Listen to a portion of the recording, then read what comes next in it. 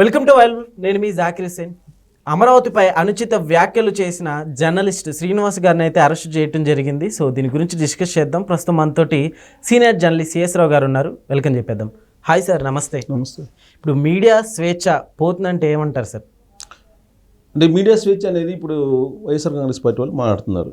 ఇది కొమ్మినేని శ్రీనివాస్ని అరెస్ట్ చేశారు కాబట్టి మీడియా స్వేచ్ఛ అనేది లేకుండా చేస్తుంది ఇప్పుడు నేటి ప్రభుత్వం అని చెప్పి మాట్లాడుతున్నారు. అసలు మీడియా స్వేచ్ఛ అంటే ఏంటి? అదేమన్నా బ్రహ్మ పదార్థమా? మీడియా స్వేచ్ఛ ఏంటి? మీడియా స్వేచ్ఛ అంటే ఏంటి సార్? మీడియా స్వేచ్ఛ అనేది ఇప్పుడు గత ప్రభుత్వం ఏం చేసింది? అనేక మంది జర్నలిస్టుల మీద కేసులు పెట్టింది, అనేక మంది పౌరుల మీద కేసులు పెట్టారు. అసలు వయసుతోటి కూడా సంబంధం లేకుండా 70 ఏళ్ళ వయసు ఉన్నటువంటి ఒక ఆవిడ సోషల్ మీడియాలో పోస్ట్ ఏదో రీపోస్ట్ చేశారని చెప్పి ఆవిడని కూడా తీసుకెళ్ళి స్టేషన్లో కూర్చోబెట్టారు. సో ఇలాంటివి అప్పట్లో జరిగినాయి. నేను ప్రత్యక్ష సాక్షిని, ప్రత్యక్షంగా నేను కూడా అనుభవించా. గత ప్రభుత్వం నా మీద కూడా కేసులు పెట్టింది, నాకు నోటీసులు ఇచ్చింది. నా ఇంటి మీదకి 5 పోలీసులు పంపించారు. అదేమంటే నోటీసులు ఇచ్చడానికి వచ్చామని చెప్పారు. నోటీసులు ఇవ్వడానికి 5 పోలీసులు వస్తారా? ఒక ఎస్ఐ 4 కానిస్టేబుల్ వచ్చారు, మొత్తం 5 వచ్చారు. సార్, గతంలో భారతి గారి పైన చేసిన కామెంట్స్కి ఏ విధంగా చర్యలు తీసుకున్నారో, అట్లా వాళ్ళు ఎట్లా రెస్పాండ్ అయ్యారో కూడా చూసాం. ఇప్పుడు అదే సంస్థకి సంబంధించిన ఒక వ్యక్తి ఈ విధంగా మాట్లాడితే జగన్మోహన్ రెడ్డి గారు కావచ్చు, ఆ పార్టీకి ఆ ఛానల్కి సంబంధించిన వాళ్ళు ఎవరు బయటకు వచ్చి రెస్పాండ్ అవ్వట్లేదు సార్. దీని గురించి ఏం చెప్తారు? అంటే వాళ్ళు ఆల్రెడీ సజ్జల రామకృష్ణారెడ్డి గారు వచ్చి మాట్లాడుతున్నారు ఇవాళ. ఆయన మళ్ళీ దారుణమైనటువంటి పదజాలాన్ని ఉపయోగించారు.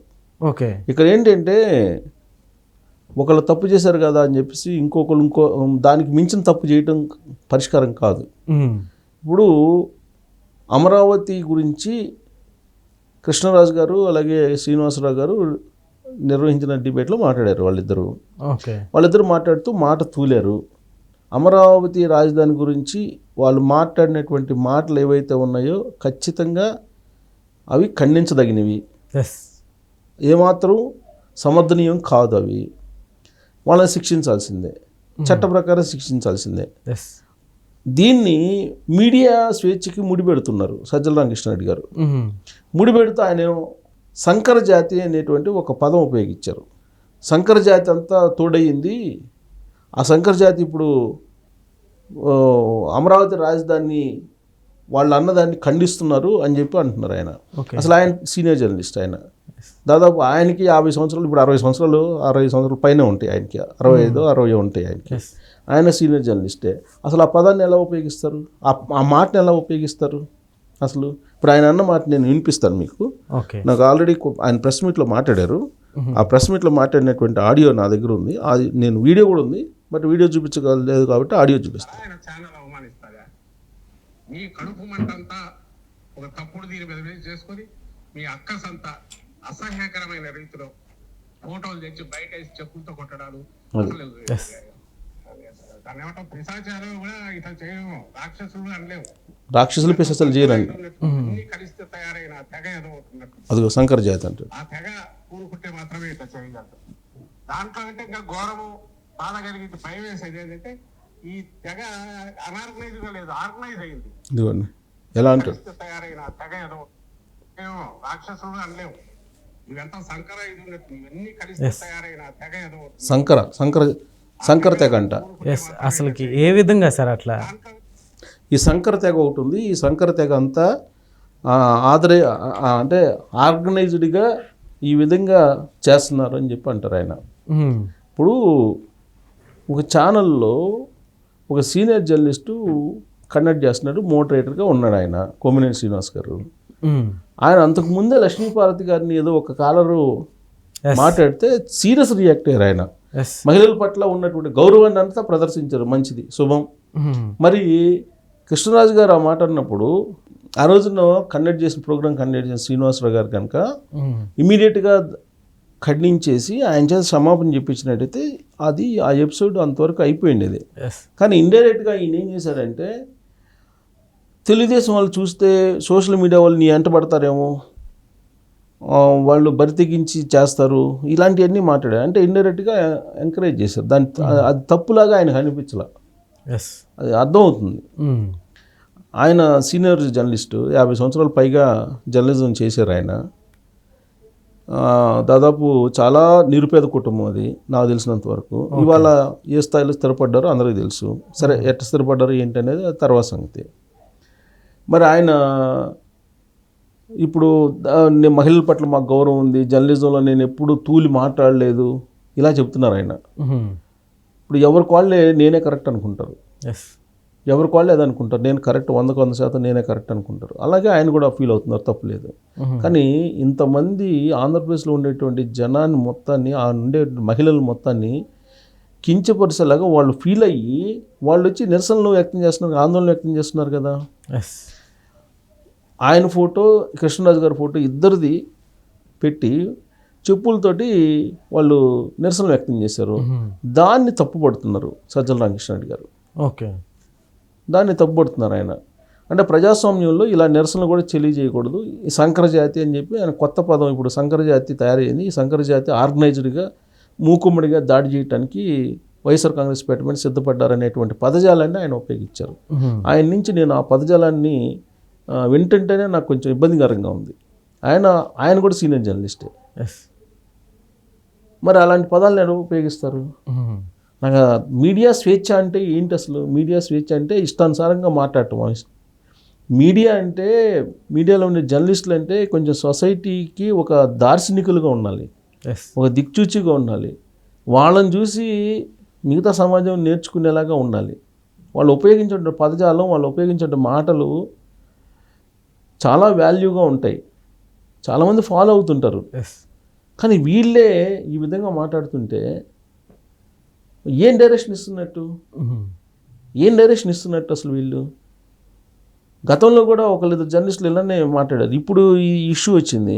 టోటల్ అమరావతి రాజధానిని కించపరుస్తూ, అమరావతి రాజధానిలో ఉండే మహిళల్ని కించపరుస్తూ మాట తూలారు.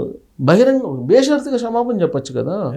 తప్పు చేసినప్పుడు బేషరతుగా క్షమాపణ చెప్పాలండి సార్. అంటే వెనక ఎవరైనా చూసుకొని మనం ఏం మాట్లాడినా ఏం కాదులే అన్న ధైర్యంతో ఏమన్నా ఎట్లా చేశారనుకోవచ్చు సార్. అంతే కదా. ఇప్పుడు వెనక ఎవరు లేకపోతే దాని వెనక ఈ ఎపిసోడ్ అసలు ఇంత దూరం రాదు. అవును, నేను కూడా కొన్ని వేల డిబేట్స్ కండక్ట్ చేశాను మోడరేటర్గా. అవును సార్, అవును. కొన్ని వేలు ఇప్పుడు సోషల్ మీడియాలో ఉంటాయి. నేను ఇలాంటి సందర్భంలో మరి ఇంత ఆక్వర్డ్ వర్డ్స్ అసలు రావు. కాకపోతే ఎదుటి వాళ్ళని కించపరిచేలా మాట్లాడినప్పుడు కూడా ఆ ప్యానల్లో కూర్చున్నటువంటి వాళ్ళని అక్కడే ఆన్ ద స్పాట్ క్షమాపణ చెప్పించిన సందర్భాలు ఉన్నాయి. నేను క్షమాపణ చెప్పించాను. ఓకే, మాజీ మంత్రులు కూడా క్షమాపణ చెప్పిన వాళ్ళు ఉన్నారు. అవునా సార్? ఆ మోడరేటర్ని బట్టి ఉంటుందండి ఆ షో. ఓకే, ఈ మోడరేటర్ ఏ విధంగా అయితే వ్యవహరిస్తాడో దానికి అనుగుణంగా వాళ్ళు కూడా వ్యవహరిస్తారు. వచ్చినటువంటి వాళ్ళు పొలిటీషియన్స్ ఒకరి మీద ఒకళ్ళు దుమ్మెత్తి పోసుకునే కార్యక్రమమే కదా. అర్థవంతమైన చర్చలు అయితే జరగట్లేదు కదా, ఎవరి దగ్గర జరగట్లా అర్థవంతమైన చర్చలు. అర్థవంతమైనటువంటి చర్చలు కండక్ట్ చేయాలంటే ఫస్ట్ మోడరేటరు ముందు ఆ సబ్జెక్ట్ మీద కమాండ్ ఉండగలగాలి. కానీ ఇప్పుడున్నటువంటి జర్నలిస్టులు ఏం చేస్తున్నారు? ఒక పార్టీకి సంబంధించిన కార్యకర్తల్లాగా మాట్లాడుతున్నారు. ఒక కార్యకర్తలాగా మాట్లాడుతున్నారు. కార్యకర్తలు ఏ విధంగా మాట్లాడుతున్నారు ఆ విధంగా మాట్లాడుతున్నారు. ఇప్పుడు రెండు, ఒకటి బ్లూ, ఇంకోటి ఎల్లో, ఇంకోటి పింక్, అలా మారిపోయాయి. ఎవరి వాయిస్ను వాళ్ళు వినిపిస్తున్నారు. ఇంకా జర్నలిజం ఎక్కడ ఉంటుంది? జర్నలిజం స్వేచ్ఛ అంటే ఏంటి? జర్నలిజం స్వేచ్ఛ అంటే పర్టికులర్ పార్టీ దగ్గర నువ్వు డబ్బులు తీసుకొని ఆ పార్టీని మోయటమా? కాదు కదా జర్నలిజం అంటే. ఒక అర్థవంతమైన చర్చ అయితే నడపాలి కదా. ఇలాంటివి జరిగినప్పుడు ఖచ్చితంగా ఆన్ ద స్పాట్లోనే నువ్వు క్షమాపణ చెప్పించాలి సమాజానికి. మొన్నటి వరకు ఏం జరిగింది? 2019 నుంచి 2024 వరకు బూతులు, పచ్చి బూతులు కూడా అది సక్రమమే అన్నట్టుగా మనకి చెప్పే ప్రయత్నం చేశారు. 2 రోజుల నుంచి కాదు, 2 రోజుల నుంచి ఏం జరుగుతుంది?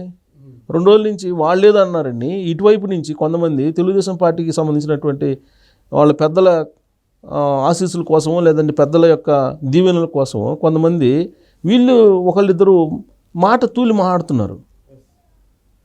అదేమంటే నేను సీనియర్ జర్నలిస్ట్ని అని చెప్తారు.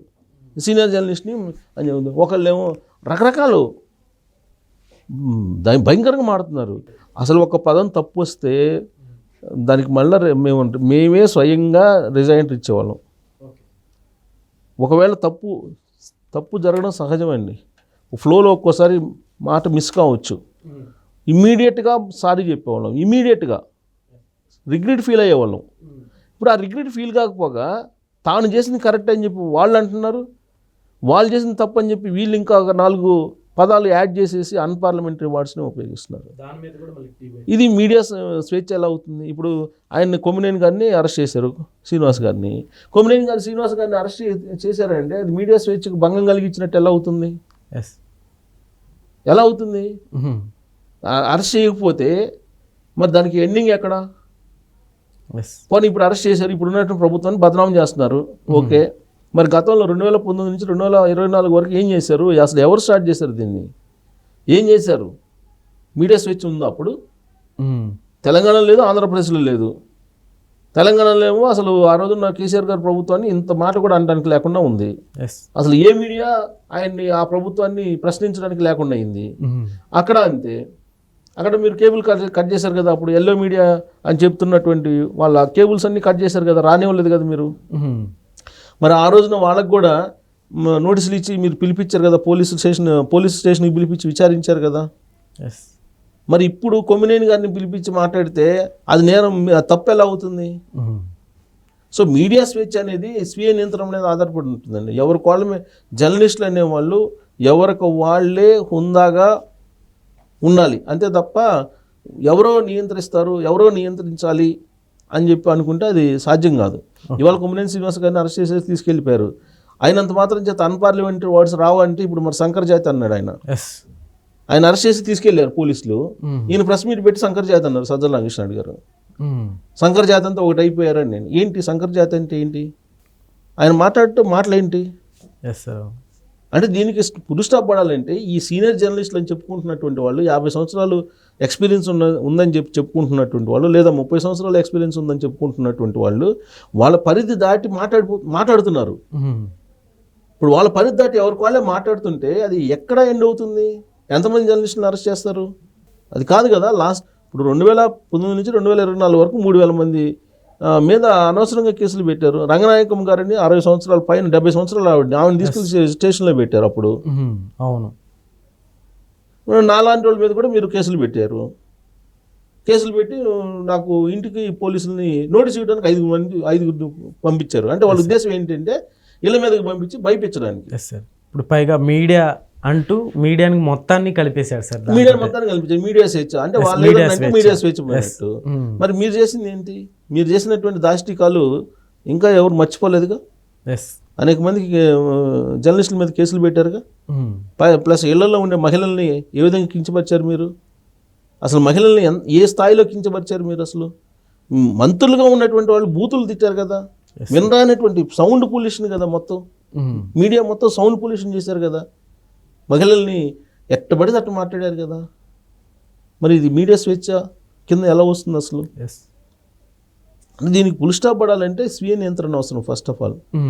ఇప్పుడు ఆయన ప్లస్ ఆయన ఆధ్వర్యంలోనే అరెస్టులు జరిగింది గవర్నమెంట్. అప్పుడు సజ్జల రామకృష్ణారెడ్డి గారే వాళ్ళ అబ్బాయి వాళ్ళే చేసింది కూడా.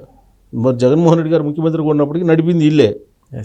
వీళ్ళ కారణంగానే మొత్తం 11 స్థానాలకు పరిమితం అయిందని చెప్పి విజయసాయిరెడ్డి గారు చెప్తున్నారు కదా. ఇప్పుడు ఈయన సీనియర్ జర్నలిస్టు, మరి ఈయన ఆ రోజు నా జర్నలిస్టులు అందరినీ అరెస్ట్ చేయించారు కదా, చాలా మందిని ప్రశ్నించేటువంటి వాళ్ళందరినీ అరెస్ట్ చేయించారు కదా. సో కాబట్టి పై స్థాయిలో ఉండేటువంటి వాళ్ళు సంయమనం పాటించాలి. ఇప్పుడు ఆయన కూడా శంకర జాతి అనే దాన్ని ఆయన వెనక్కి తీసుకోవాలి. వాస్తవంగా అయితే ఏమాత్రం ఆయన సీనియర్ జర్నలిస్టా అయితే మాత్రం సీనియర్ జర్నలిస్టే. 50 సంవత్సరాల పైన ఆయన కూడా చేశాడు. ఇప్పుడు జర్నలిస్ట్ అనే వాళ్ళకి ఎలా ఉండాలంటే బ్యాలెన్స్గా ఆలోచించాలి ఫస్ట్ ఆఫ్ ఆల్. ఏది తప్పు ఏది కరెక్ట్ అనే దానికి. ఇప్పుడు వాళ్ళు ఏదో అన్నారని చెప్పి ఈయన ఇంకో 2 అంటే ఇంకా అది ఏదో అంటారు చూసారా, ఒకరికొకరు తిట్టుకొని అది ఏ స్థాయికి వెళ్ళిపోతుంది. సౌండ్ పొల్యూషన్, సమాజం నుంచి పొల్యూషన్ తప్పితే ఏమి ఉండదు కదా, ఒరిగేది ఏం లేదు కదా. సో కాబట్టి కొమ్మినేని శ్రీనివాస్ గారిని, కృష్ణరాజు గారిని అరెస్ట్ చేయటం అనేది మీడియా స్వేచ్ఛ కిందకి రాదు. మీడియా స్వేచ్ఛ కిందకి రాదు అది. సరే దానికి రిజైండర్స్ ఇవ్వటం, ఖండించడం, ఈ మళ్ళీ మీడియా పద్ధతులు ఉన్నాయి. ఆ మీడియా పద్ధతులను వాళ్ళు అనుసరించినట్టయితే అసలు ఇంత దూరం రాదు. అది వాళ్ళు అనుసరించాల. ఆన్ ద స్పాట్ కనుక వాళ్ళు క్షమాపణ చెప్పేసి రిగ్రెట్ ఫీల్ అయినట్టయితే అయిపోయింది అది. కానీ రాలేదు. దాంతో వీళ్ళు మహిళలు ఉద్యమం చేస్తున్నారు. మనం కాదనలేంగా. వాళ్ళు కించపరుస్తూ మాట్లాడినప్పుడు ఖచ్చితంగా వాళ్ళకి భావ ప్రకటన స్వేచ్ఛ ఉంటుంది, వాళ్ళకి నిరసన వ్యక్తం చేసే స్వేచ్ఛ ఉంటుంది. ఆ నిరసన వ్యక్తి స్వేచ్ఛలో వాళ్ళకి అనిపించినటువంటి పద్ధతుల్లో వాళ్ళు నిరసన వ్యక్తం చేశారు. మరి దాన్ని తప్పు ఎలా అంటారు? Yes sir. ఇప్పుడు వాళ్ళు ధర్నా చేయటం, వాళ్ళు నిరసన వ్యక్తం చేయడం తప్పు అంటారు ఆయన. అది కరెక్ట్ కాదు కదా. సో కాబట్టి స్వీయ నియంత్రణ పాటించాలి.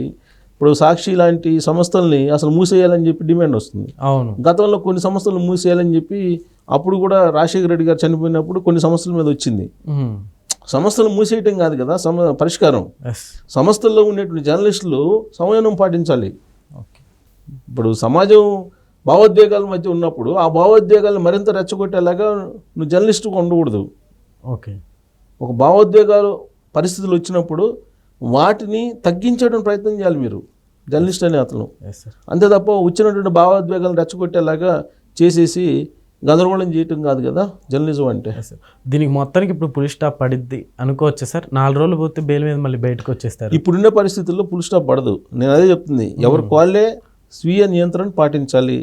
ఎవరికి వాళ్ళే నేను తప్పు చేశానా అనేటువంటి ఆలోచన చేయాలి. తప్పు చేశానని భావన కలిగినప్పుడు నువ్వు సారీ చెప్పాలి.